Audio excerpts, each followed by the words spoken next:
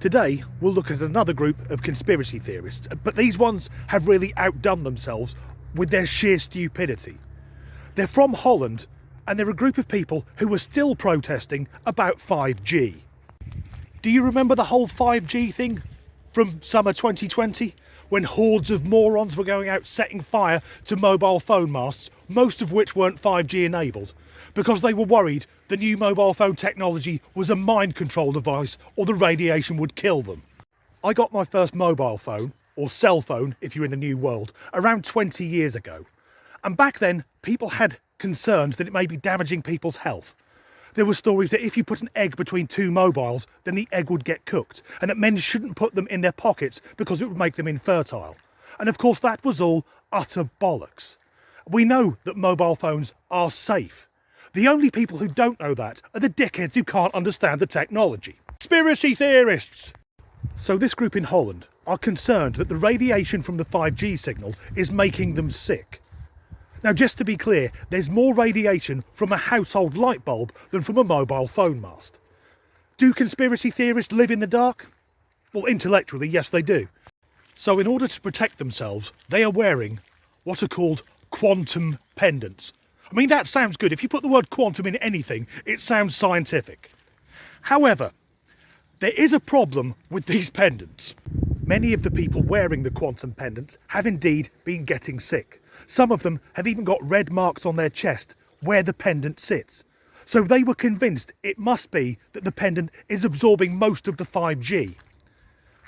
But then the Dutch Nuclear Authority examined one of the pendants, and it turns out they're highly radioactive.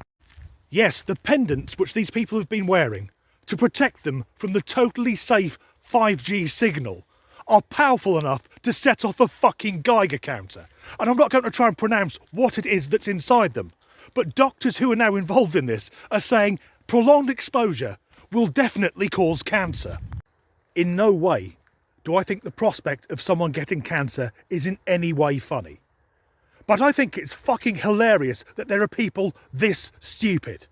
I imagine if they found a small fire, they'd try and put it out by throwing petrol at it. This is why I rip the piss out of conspiracy theorists. They call themselves truth seekers and think they found something the rest of us have missed. But they believe any fucking thing. Since March last year, when the pandemic hit, every conspiracy theorist has been working double overtime on their ridiculous ideas. And they can afford to because most of them are unemployed.